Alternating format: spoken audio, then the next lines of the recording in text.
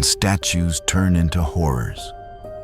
The last public elevator of the Smithsonian clicked shut at 11:58 p.m., and the museum exhaled into its midnight self. The galleries sank into a hush that reminded Marcus lead guard with 21 years under his belt of the silent pause before a conductor lifts the baton. He adjusted his radio, rubbing a finger over the chipped corner of his badge like a pocket charm he never admitted to carrying. From somewhere on the lobby, speakers of violin looped in a fragile, fractured melody, a handful of notes catching and skipping as if the bow snagged in the strings. Elena, former Marine and now night supervisor, rolled her eyes. Maintenance was supposed to fix that, she said. It's been glitching for 2 nights. Yusuf, the grad student with a flashlight collection that could spotlight a plane, raised his thermos. Maybe the system wants ambiance, he joked. Midnight at the museum, curated by anxiety. They laughed. Marcus, Elena, Yusuf, plus Grace, a single mom with a jaw set against sleep. Nolan, a wisecracker who kept a running list of bad exhibit puns, and Bo Rookie, 2 months on the job, still impressed by the way hallways made footsteps sound official. Their route tonight was routine check doors, confirm logbook walk the American History Wing Lupu, back through the new traveling exhibit, and sweep past the freight elevators to the security hub. The traveling exhibit was the fresh one-forged memory craft and cost in the early Republic. Its headline piece, recently installed, had arrived under gray tarps and a customs officer's stare, a bronze and iron warrior statue labeled The Sentinel. The placard said it had been cast in the late 18th century by an unknown artisan who mixed reclaimed metal with ash from a dismantled kiln. The provenance was contested.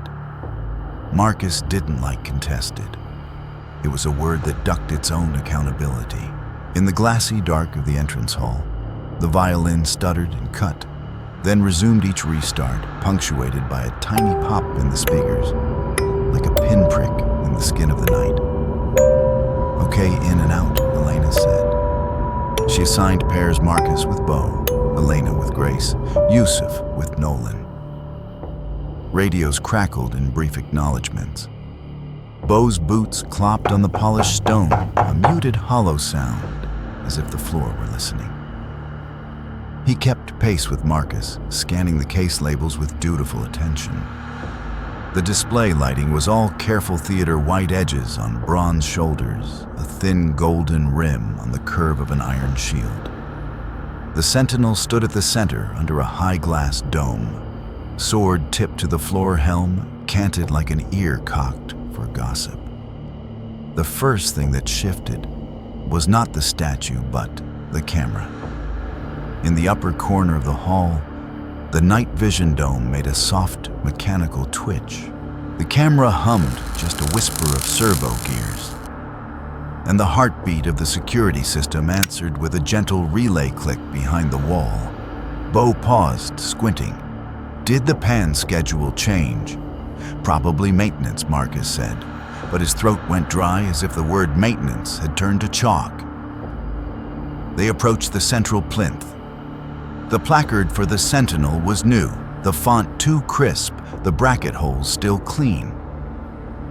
The smaller text held a line that had bothered Marcus since he first read it. Metal reclaimed from plantation implements.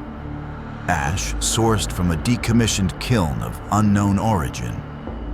He had done his own reading on his phone at lunch the way you tug a thread and find a whole knot rumors of an unmarked kiln where the ash wasn't wood alone, where the ledger was air, because the law at the time made people into math no one recorded. People deserve names, Grace had said then softly. Now her voice came through the Radio North Hall clear. Meeting you at the center in 2. Down the corridor, a faint metallic clink carried not sharp, but patient, a coin tapped against iron bars. Nolan's laugh followed on the channel, forced and thin. If the mannequin starts flossing, I want it on TikTok. The violin hiccuped again. The strings squealed and a bow slipped, then settled into a slow, uneven pulse like a damaged lullaby. Marcus lifted his flashlight. The beam traversed the statue from greaves to breastplate, sliding over the ridge where metal met metal, where seams weren't seams, but welds polished to invisibility. Bo said, "Sir, do you see that?" His light wavered over the helm. The head was tilted. Marcus knew it hadn't been earlier. When the installers left, the head had faced the east door. Now the helm's shadow fell toward the west. Probably vibration from the crating, Marcus said, and it sounded like a lie to both of them. They were joined by the others, the 6 of them making a reluctant circle around the plinth. Elena spoke into her radio out of habit. "Skies are clear," she said, the nightly phrase that meant nothing and everything. A wind that no one felt made the hanging banners shiver, their fabric brushing against each other with a sigh like paper hands touching. Yusuf lifted the rope line and stepped onto the plinth to examine the pedestal's rubber stops. He crouched, brow furrowed. Somebody forgot to... There was a soft scrape metal on stone, a dry drag like a blade being drawn slowly across a tile floor. Every flashlight beam snapped toward the source. The sword tip, no longer touching the floor, was angled up. A fraction. A measurable, undeniable fraction. "Back off," Elena said flat and low. Nolan tried to make a joke and found none in stock. He chuckled out empty air and put a hand out to steady Yusuf. "If this is a prank, it's brilliant." 10 out of from the ceiling speaker, the violin fractured into a tremolo that buzzed like a swarm boxed in glass. The camera blinked a quick white flare across the monitor feed that only Grace caught from the corner of her eye. She turned toward the security dome and took a step away from the statue. Marcus felt the weight of something in the air shift, an old room pressure change he recognized from thunderstorms, when you could feel the sky deciding. He didn't hear the first motion. He saw it in a ripple of light. The sword lifted, a silver sliver drawn by a hand no one claimed. And then the sentinel moved. Not much, not like a man's steps. More like a slow hinge finding permission. And the helm twisting degree by degree, the torso angling as weight settled from one foot to the other. "Back now," Elena said again, crisp enough to cut. Nolan's breath entered the corridor microphone like a quick hiss. Bo's radio clicked twice in panicked staccato. Someone's keys jingled in a nervous tremor. Yusuf was still on the plinth. Marcus grabbed his jacket and yanked him off hard enough to hitch Yusuf's heel over the rope and send him stumbling into Grace. "Move!" Marcus barked. "Move!" A low resonant clang rolled through the hall, as if a distant gate had been struck with a hammer the size of a heartbeat. They took 3 steps back together, reflex beating out thought. The statue followed. Not in human strides. Its progress was the arithmetic of angles, a sequence of pivots and tilts that added up to forward. The sword didn't swing. It reoriented. Point, lift, point again, like a compass needle finding north through flesh. Nolan found his voice exactly when he should have been quiet. "Okay," he said, hands up. "Okay, Mr. Sentinel, sir?" He took a half step to the left, the rope line bowing against his leg. The violin cut to silence with a brittle tick, and in the sudden void, they heard their own breathing. The quick, shallow kind you do when you want to be invisible. "Don't," Elena started. The sword moved. Fast, then slow, then fast again, a stuttering rhythm like a video buffering. The blade was at Nolan's chest, and then it wasn't. It was past him, and it had no reason to be past him, except that it had found a path through. Marcus didn't see blood. What he saw was Nolan's flashlight, spinning the beam, flinging a carousel of bright across the banners. A line on the wall, a shadow that shouldn't be there split and widened like a door opening into night where no door existed. Nolan Grace shouted. A sharp metallic resonance rang high and clear like a sword returning to a scabbard that was made of the air itself. Nolan staggered. He was still upright for a heartbeat too long. The rope stands toppled. Yusuf lunged, but his hands caught only jacket fabric. Nolan folded sideways in an impossible geometry, as if his body were two arguments that had abruptly disagreed. "Out!" Elena snapped. "Hub now!" Behind them, the banners whispered again. Something thumped softly soft, only in volume, not in meaning on the stone. Marcus grabbed Bo by the elbow and hauled him backward. He didn't look at the floor. He wouldn't. Yusuf was making a sound that might have been a prayer or a curse. It rode the line between languages. They retreated into the corridor, the museum swallowing their footfalls. In the empty hall, the night vision camera purred, and the statue's helm creaked by degrees, a dry powdered sound like old hinge dust waking up. Far away in the stairwell shaft, a faint metallic chain rattled once, twice, then went still, as if something had tested its length and learned it. At the security hub, Elena slammed the door and twisted the manual deadbolt, an antique courtesy left over from the days when systems were young and the building didn't entirely trust electricity. They stared at one another without seeing. Grace's hands shook. Yusuf looked at the monitors and didn't blink. On screen, the ghost green from the corridor camera laid its flat color over the lobby. The rope line was down. The plinth was partly out of frame. Pan Elena said. Her voice surprised her with its calm. The motor inside the camera buzzed slow and obedient, its tiny gear teeth murmuring like a mechanical cricket. The angle shifted. The sentinel came into view. The sword was down again tip, kissing the floor as if it had never left. The helm faced west. Then, as the camera settled, the feed crackled in a thin burst, a sound like static tearing. And in that torn instant, the statue's head tilted a fraction more, with the softest scrape of metal across its own shadow. Marcus didn't realize he'd said it out loud until the others looked at him. Names, he whispered. It wants names. He didn't know how he knew. He had just read too much or not enough. In the kilnash of the Plaxard, he had heard something like math being corrected. You count what was refused count. Elena swallowed hard. We're not alone in here, she said. From the ceiling speaker, a single violin note wavered thin as threads stretched until it almost broke, then snapped into silence, leaving only the thud of 6 terrified heartbeats. The security hub smelled faintly of dust and burnt coffee. 6 guards breathed like soldiers in a bunker, unwilling to speak too loud. On the monitors, the sentinel stood motionless again, its bronze surface reflecting only the dim night vision haze. Yet no one believed it was still. Elena gripped the radio. We regroup. No panic. We sweep north wing, then out.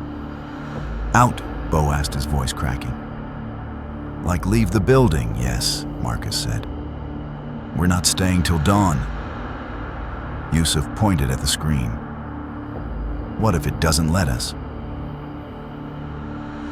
The speaker above them coughed static. Then a single clatter like iron dropped on concrete, rang out, echoing hollow through the system. Grace covered her ears. That wasn't the feed. That was here. Before anyone moved, the hub lights flickered. For 3 long seconds, the screens washed to snow. When they cleared the north hallway, cameras showed something new. A length of chain, old and black, coiled across the polished floor where nothing had been before. The chain links rattled softly, dragging as though pulled by a hand just outside frame. "Jesus," Nolan whispered.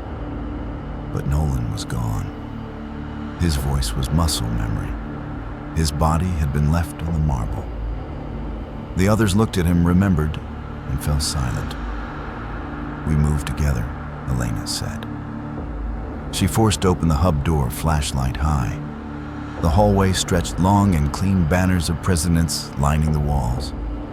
At the far end, the chain waited.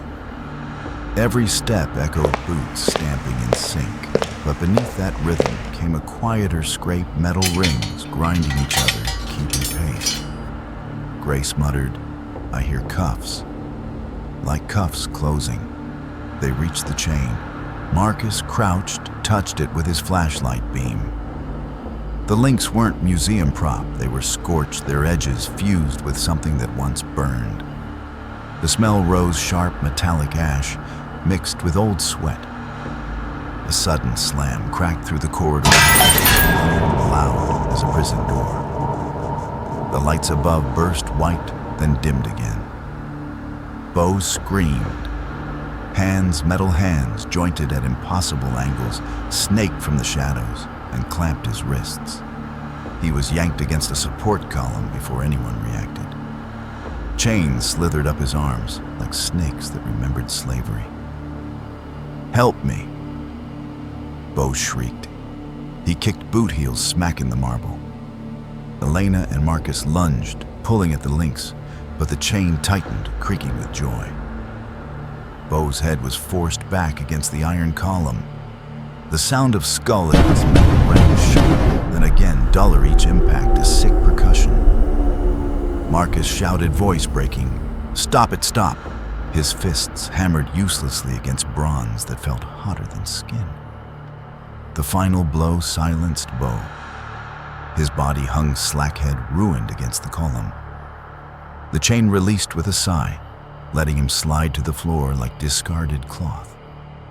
Somewhere behind them, the violin returned in a low, dragging note, the bow scraping as if across bone instead of string. Grace sobbed, pressing a hand to her mouth. Yusuf whispered, "It's using what made it. The chains, the ash, the fire.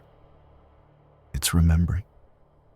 Marcus looked back down the hall at the cameras still blinking red, watching like eyes that would not close. They didn't run so much as lean forward in a single shared fall down the corridor, pulled by the promise of the loading dock and the red-lit exit signs that suddenly felt like lies. Marcus counted heads, Elena, Grace, Yusuf, 3 left with him. 4 against one statue against a museum that had learned to move. From above, the ceiling speaker woke with a weak cough of static, then let a violin scrape 2 sour notes, like a throat clearing at a funeral. "Service stairs," Elena said. Through American crafts, cut past the glasswork annex down to the dock. "Keys?" Marcus asked. She lifted the fat ring at her belt. It chimed once, a bright clatter that felt obscene in the hush. "I've got them." They passed Nolan's dropped flashlight, still slowly rolling against the baseboard, as if the floor had a tide. Marcus didn't look directly at the darker streaks near the rope stanchions. Some mercies are self-imposed. Their footsteps multiplied in the high corridor, each heel click answered by a softer echo from somewhere out of step, like a 5th companion lagging just behind. Yusuf kept glancing at the security domes. "It's not just the statue," he murmured. "It's the building. The building remembers." Grace nodded, once eyes bright with tears that refused to fall. "Names," she said, picking up Marcus's word from earlier. "It wants names." They cut into American crafts, a gallery that slept in orderly lines of pottery and glass. The annex to the right held the traveling show's materials laboratory, a stagey maze of demonstration cases, clamps, molds, and a tall experimental display with an airtight glass chamber where curators filmed stress tests for educational videos.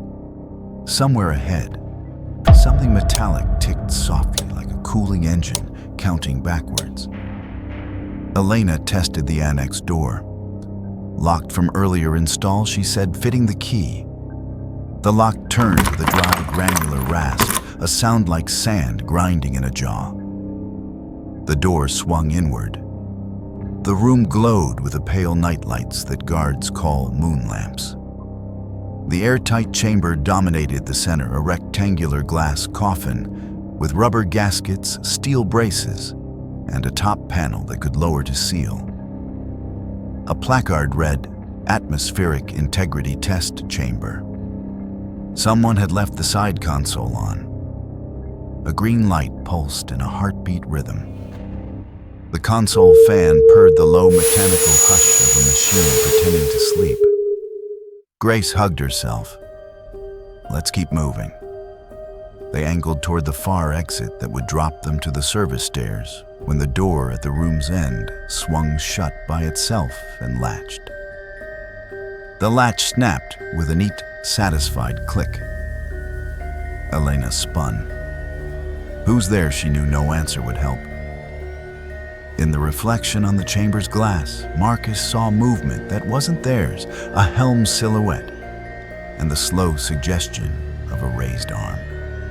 He turned sharply. Nothing stood there. The reflections in this room were treacherous.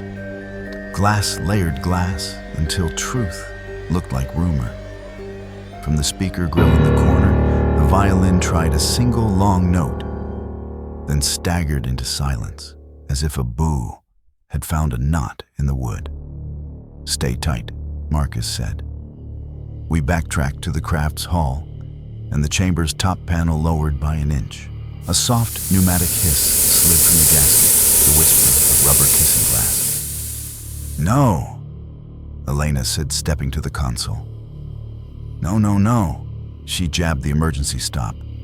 The button glowed red, stubborn as a wound. Deep in the machine, a relay clicked 1-2 like knuckles, wrapping a coffin lid. Grace took an involuntary step backward, bumping against the chamber's open side door. It swung wider, inviting as a mouth. Careful, Yusuf said, reaching for her sleeve. The chamber door moved without them, a surprisingly gentle push that encouraged Grace inside. She gasped, catching herself on the inner brace. Out of there, Elena barked. Now! Grace tried to step back, but the door had already swung most of the way closed. Marcus lunged, wedging his palm against the frame. Hold it, he grunted.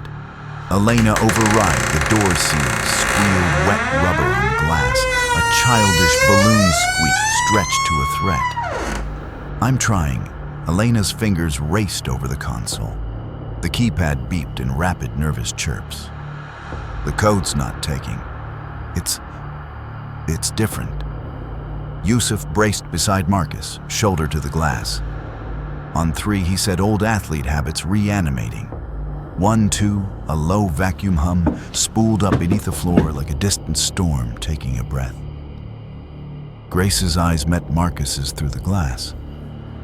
Tell my son She didn't finish. The top panel began to descend in steady inches, the chamber tightening around her. She put her palms flat against the glass. The prints bloomed, then smeared. Brace it, Marcus shouted. He and Yusuf jammed their forearms under the lowering panel muscles, shaking. Elena slammed the emergency depressurize. Somewhere in the chamber's guts, valves clacked in an angry sequence, staccato like a typewriter possessed. The panel slowed, shuddered, then kept coming. Grace, Elena said, voice breaking, stay with me, look at me. Grace nodded, then flinched as the panel's edge kissed her shoulder. It's cold, she whispered. It's so cold. The glass groaned first, a thin creak, then a deeper body-sized moan as pressure found purchase. Marcus's grip slipped. Yusuf strained and swore under his breath. Outside in the annex hallway, a loose metal sign swung and tapped the wall, tap, tap, tap, the impatient finger of something that could wait all night. Cut power, Marcus said. Elena yanked the main breaker. The fans wound down with a fading whir, a dying insect in a jar. For a heartbeat, everything paused. Marcus took that breath to hope, and then the panel dropped another inch on reserve pressure, as if the machine enjoyed teaching them about momentum. Grace squeezed her eyes shut. Names, she whispered. I could hear them. What names? Yusuf asked, desperate for anything that resembled a code. Not numbers, Grace said. Not anymore. Hairline cracks spidered across the front pane with a brittle tick, tick, tick, like ice deciding where to give. Marcus heard himself say, hold to no one. His arms shook. The seals hissed again, a long, sibilant exhale, relieved to be doing the job they were built to do. Marcus, Elena said, let go. He didn't. Marcus, she repeated softer. Let her see you. He looked up. Grace smiled.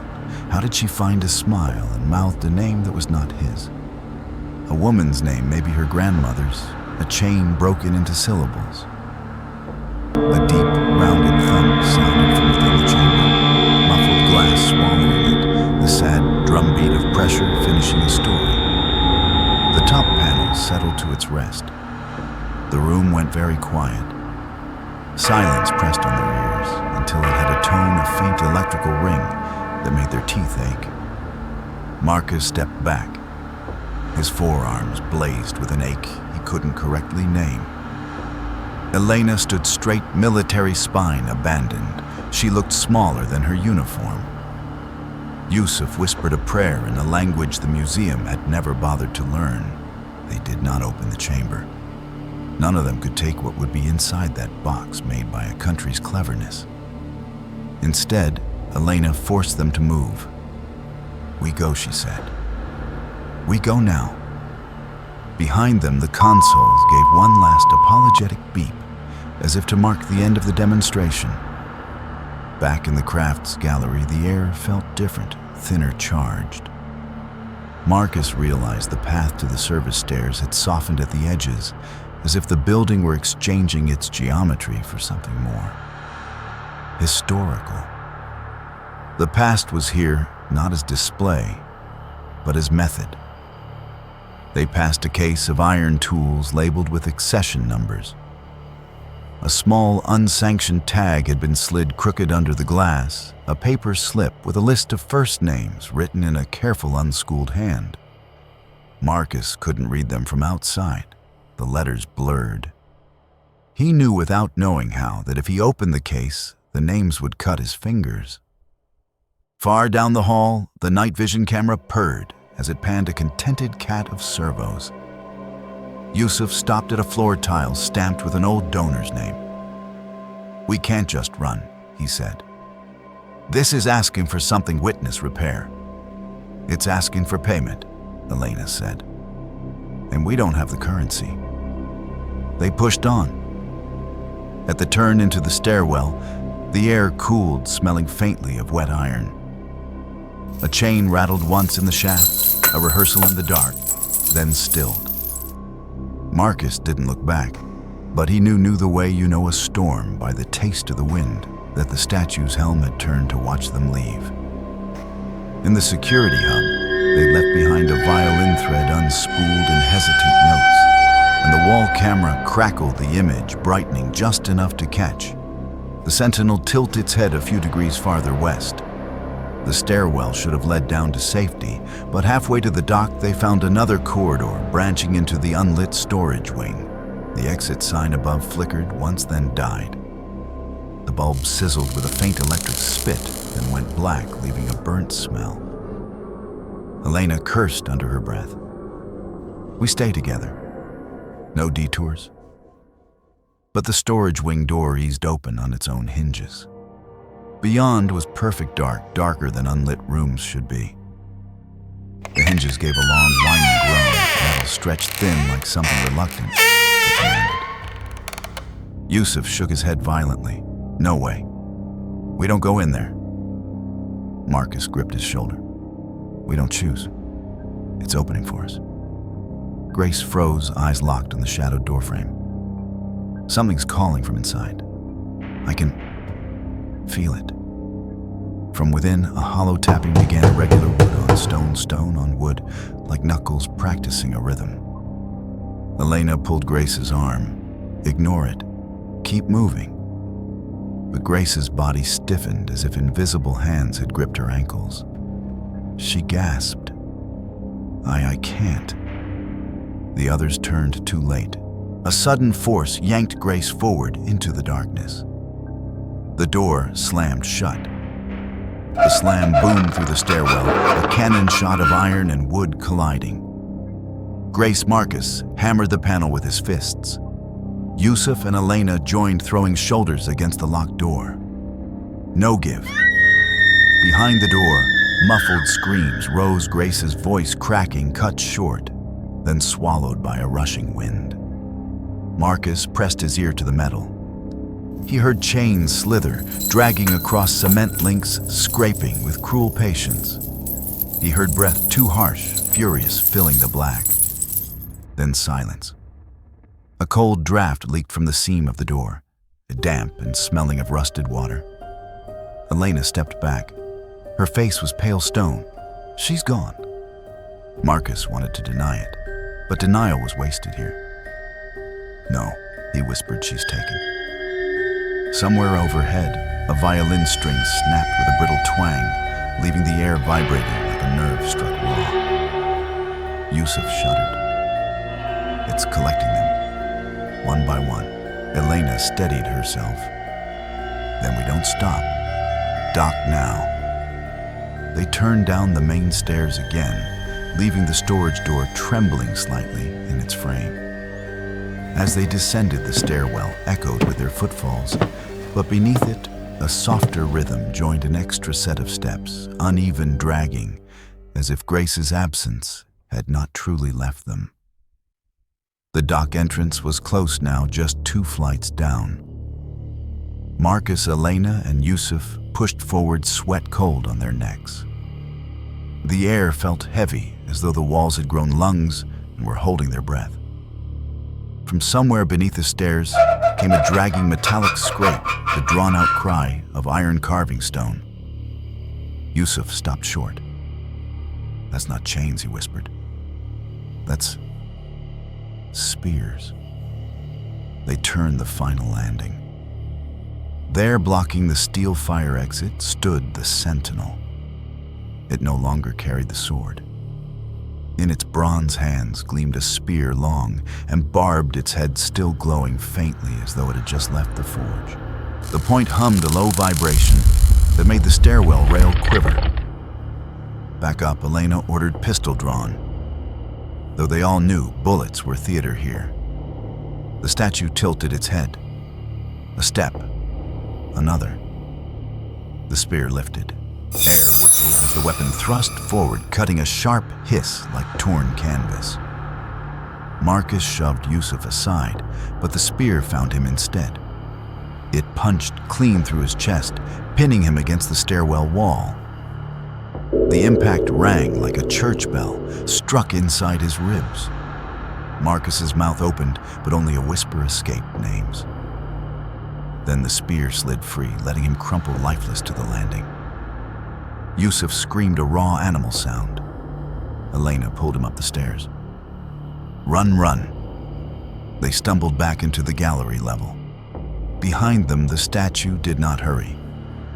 It simply walked every joint, grinding the spear, tapping the railing with each rise. Tap, tap, tap. Like a countdown hammering their spines. They burst into the Hall of Presidents' banners, swaying though no air moved. Elena dragged Yusuf behind a plinth. We have one chance, she whispered.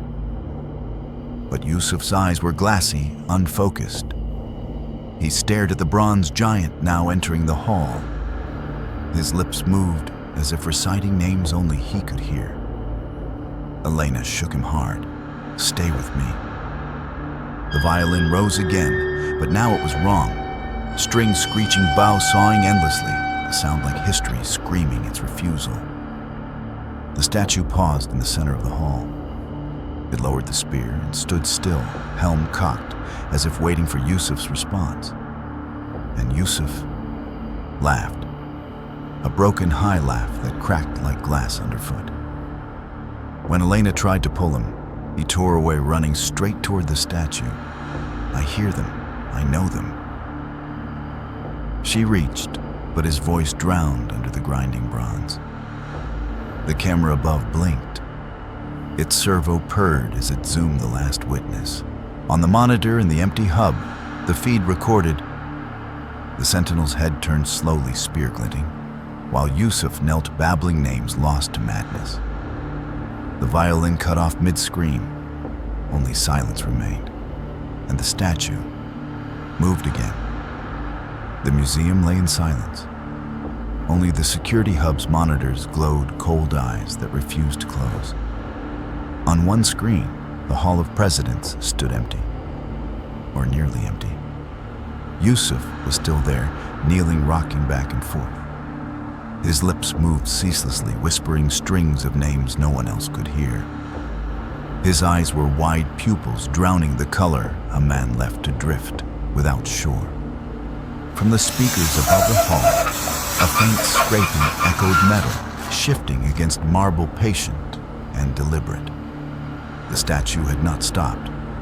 The sentinel lingered just at the edge of the camera's night vision. Its helm angled down toward Yusuf, almost tender, almost merciful. The spear tip tapped once against the floor, clink, clink, each note ringing too long, as if the hall itself was an instrument. Then stillness. The feed crackled. The night vision lens zoomed on its own servo gears, whining. The frame tightened on the bronze face. The statue's head shifted slow, deliberate, until its blank visor looked straight into the camera. A soft metallic groan bled from the speakers like iron waking from centuries of sleep. In the hub, the red Rex light flickered. Yusuf's voice rose into laughter, high and cracked. He pressed his forehead to the marble and screamed a name no one recognized. The screen went black. Only the sound remained. A violin string, trembling off-key, endless, played for an audience of